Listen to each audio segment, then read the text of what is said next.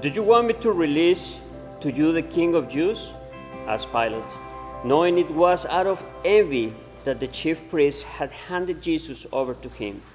But the chief priests stirred up the crowd to have Pilate release Barabbas instead. May God bless the reading of his holy word. Amen. Y'all get up for one. Yeah. All right, we are in Mark 15, so go ahead and turn there. We're in Mark 15. I'm going to promise to kind of end early. I think my watch is off, though. Oh, well, we'll end when we end. I literally just set that thing. What the heck? All right, well, if it gets close to 8 o'clock, somebody just yell at me because we're supposed to end at 8, okay? Can y'all do that? I know you guys got me.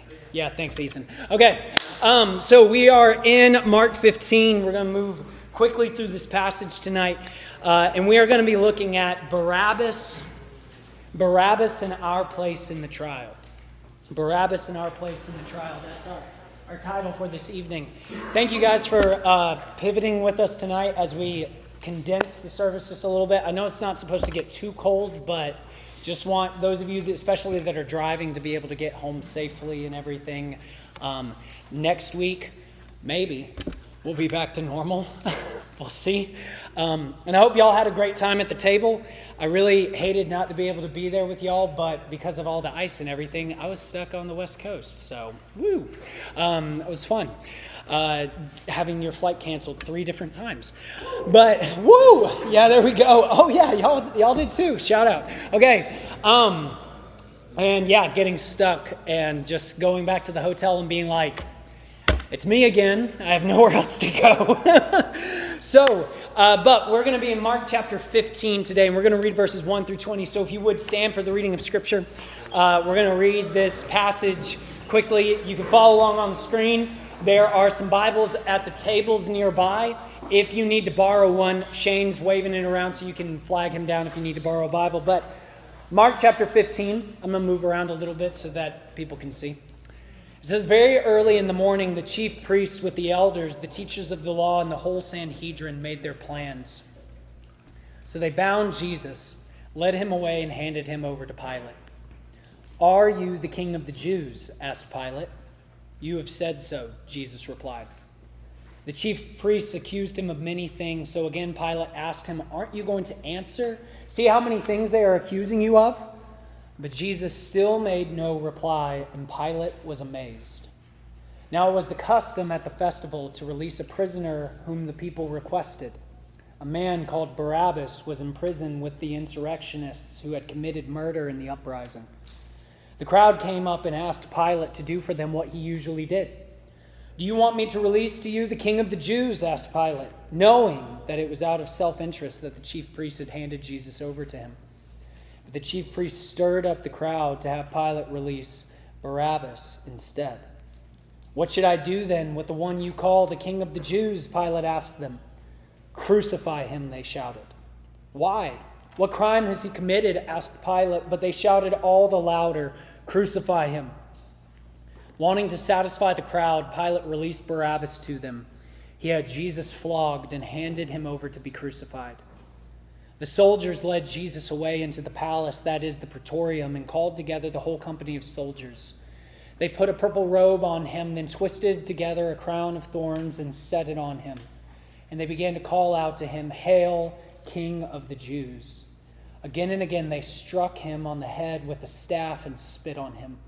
Falling on their knees, they paid homage to him. And when they had mocked him, they took off the purple robe and put his own clothes on him. Then they led him out to crucify him. You can take a seat. So, you may not know this, but we have 2 more weeks left in Mark after this. 2 more weeks. We will have been in Mark for 40 weeks. 40, yes. Since the start of not this school year, but last school year. We have been traveling through the book of Mark. And so we are coming to the end. And right here at the end, there are a lot of things that this passage asks of us. You know, typically, I would say that it's not always the best idea when we read the Bible for our first question to be, well, where am I in this story? You know, some of us do that. We read the Bible and we're like, where am I?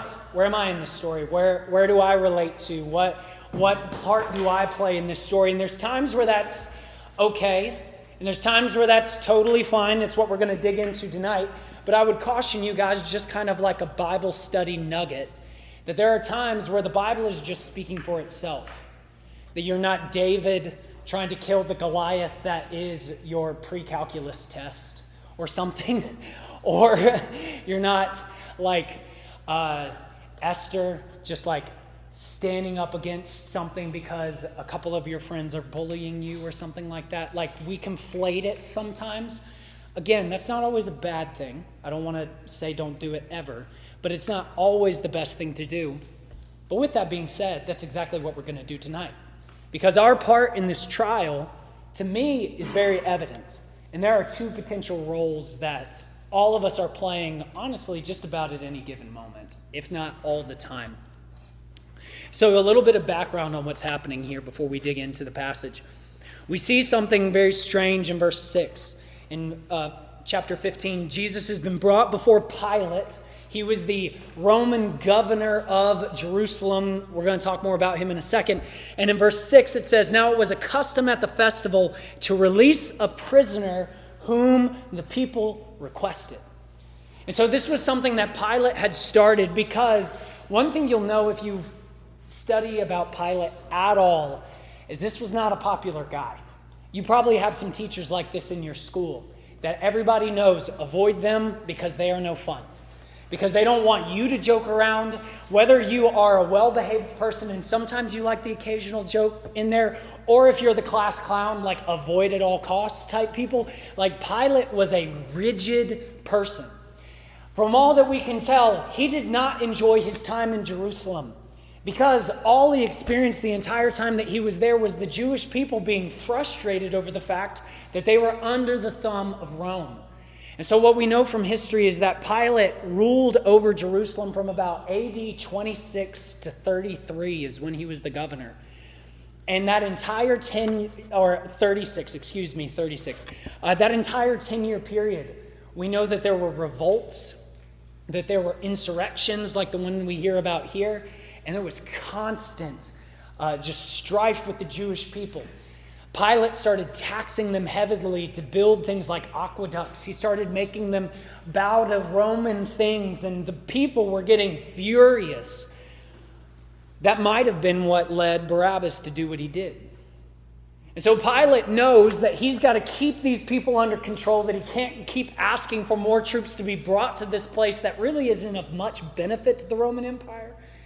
And so he's got to do something here. And so what he decides to do is a little bit of performative activism for you, where he's like, I love you Jewish people so much. I know that the Passover is a really, really important thing. And what did God do in the Passover? He spared some people. So on the Passover every year, I'm going to release someone to you.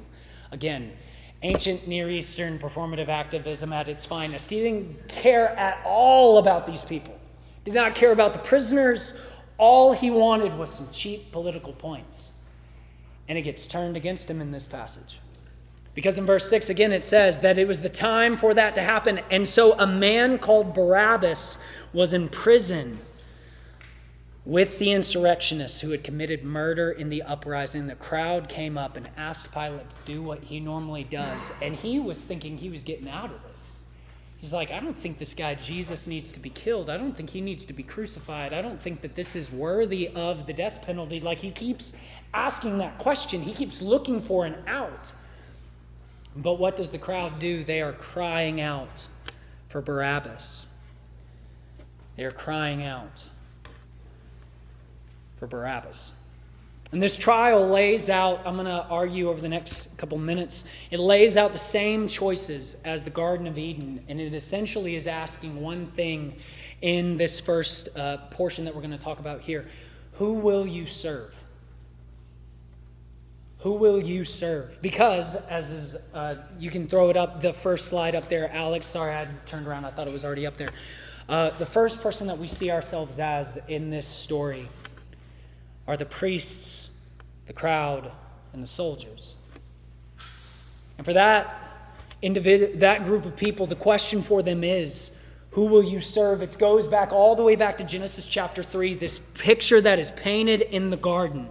Who will you serve? When the serpent slithered up to Eve and Adam and began to whisper lies and whisper deceit, asking, who will you serve?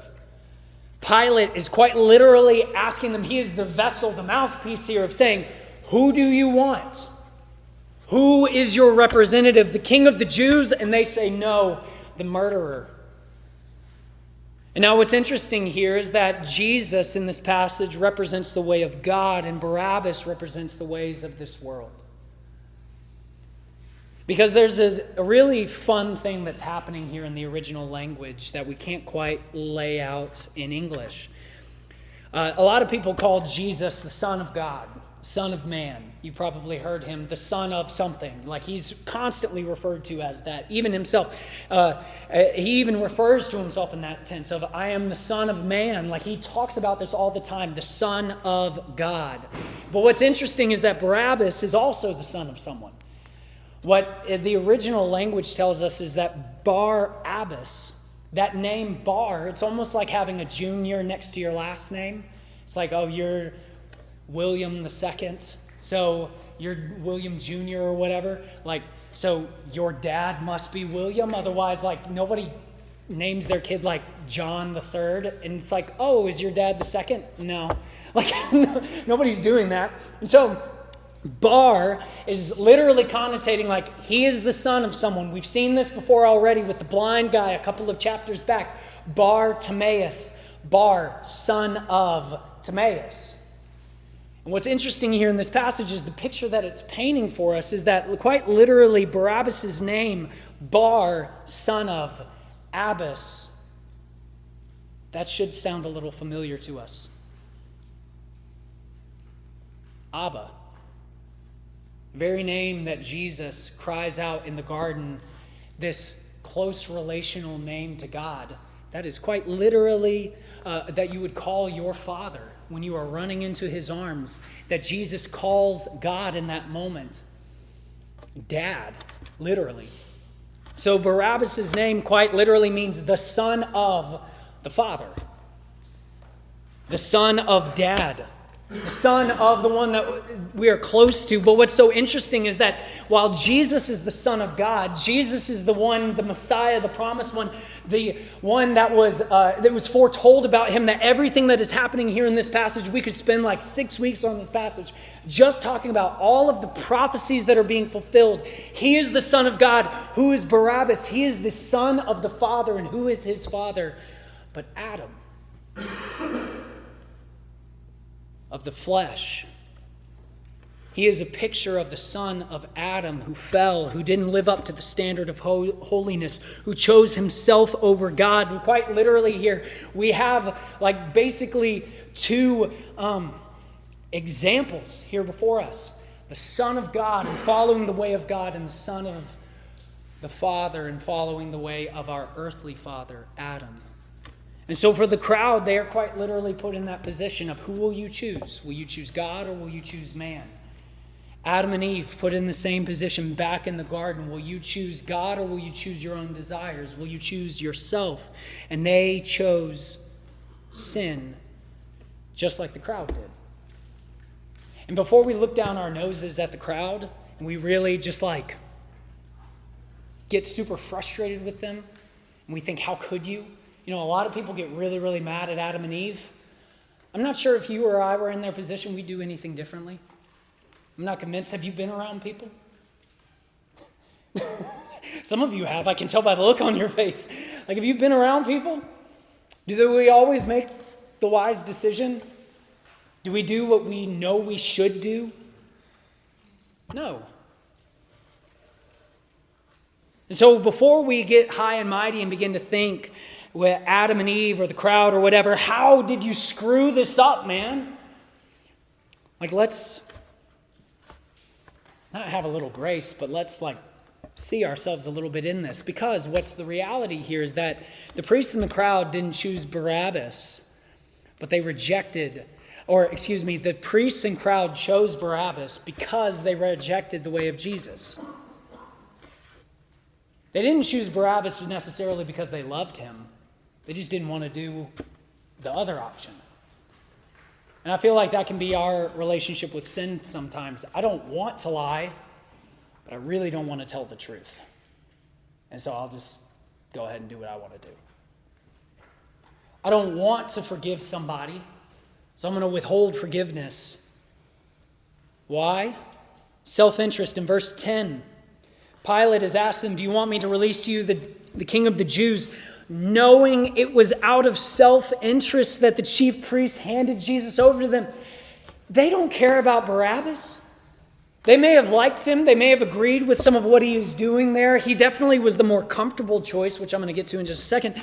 But they just didn't really want to do what Jesus was telling them to do because they said, you're not the one that can tell us what to do. And so they're like, we're going to do the opposite. How many of us have a little bit of that rebellious streak in us that when somebody tells us to do something, it automatically makes you want to do it less?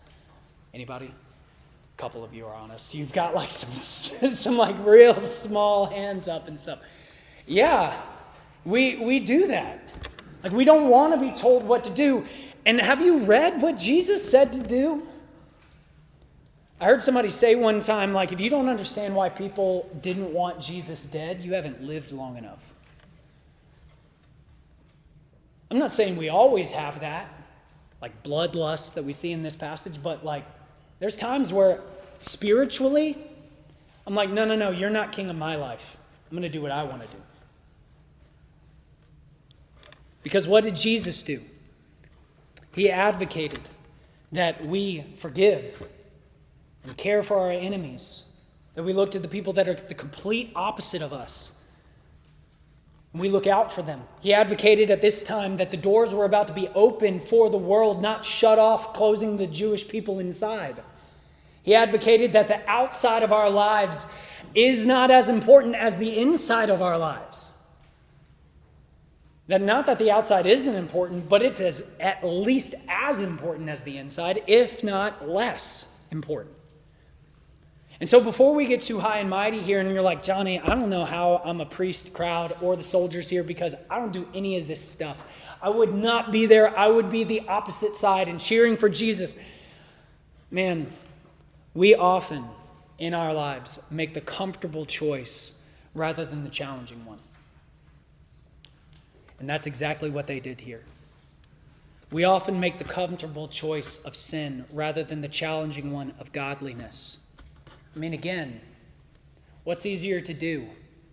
You get caught doing something wrong. Do you tell the truth and suffer the consequences? Or do you just like shave 50% off of the truth and maybe skirt by? What's easier to do? When you're hanging out with that group of people that all of a sudden the jokes start flowing and the gossip starts rolling and everything, what's easier to do? Jump in?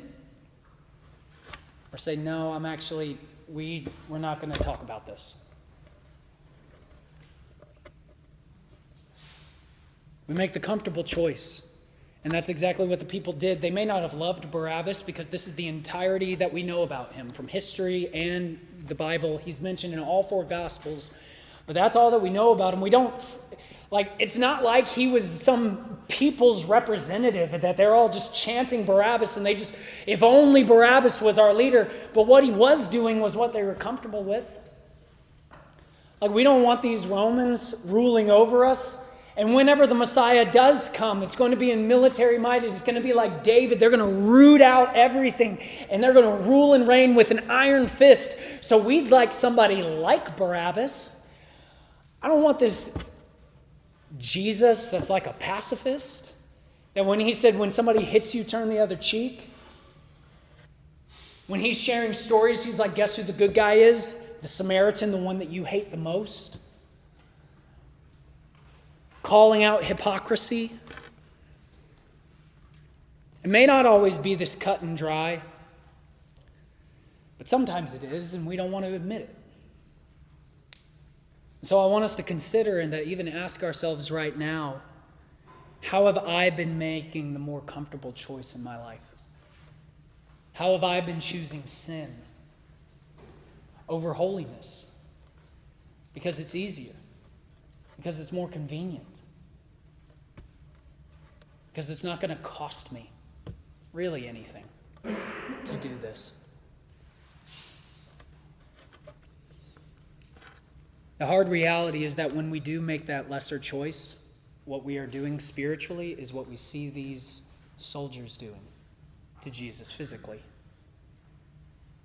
Where we proclaim with our mouths, Jesus, you are Lord, just like they're doing here. But it's mocking. It's choosing something lesser. It's choosing our own way and exalting ourselves rather than Him. And so that's some bad news. Now we're going to close with some good news. Because the second person that we see ourselves as in this passage is Barabbas. You are Barabbas. I am Barabbas. We are Barabbas. I don't know. Whatever. I don't know why that just sounded so silly. But this is what we see here. Like, if we are anyone in this story at any given point in time in our lives, like there are times where we make the correct choice, but you and I, we are always Barabbas. Always. Because let me ask you a question. What did Barabbas do to deserve the freedom that he received? He was there. Yeah, he existed. He was born. Good job, Barabbas. You had a lot to do with that. Like, he just was there. Nothing. He did nothing to deserve this. He didn't run up to Jesus and say, "Thank you so much, Lord. I have been hearing about you." He didn't run up to Pilate and be like, "Bro, I'm so cool with Rome now. Like, you don't even know how hard I am going to be advocating for Rome. Like, me and all my buddies, no more murders, dude. Like, no more terrorizing. Like, that domestic terrorism label you put all over me," because that's what he was. Like, I am a reformed man. I have been changed. Like, shout out Caesar. Get it tattooed on my back, dude. Like, I am ready to go. He doesn't do any of that. He doesn't say a word. He didn't repent of his sin. He didn't promise to change everything. He didn't clean himself up. Nothing. He didn't do a thing, and yet he walked free. Now, what did Jesus do to deserve being passed over? Having this violent man be freed instead of him? Nothing.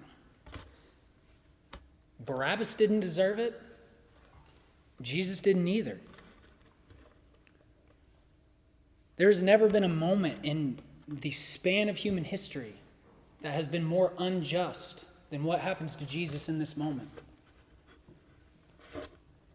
Maybe you've experienced injustice in your life. Maybe you faced hardship because of something about you that you can't change. You've been treated differently, you've been put down, you've been whatever. And I'm not going to try to pretend like that's something that's easy, something that's not painful. But what I do hope you see in just this small snapshot is that Jesus knows what it's like to be you.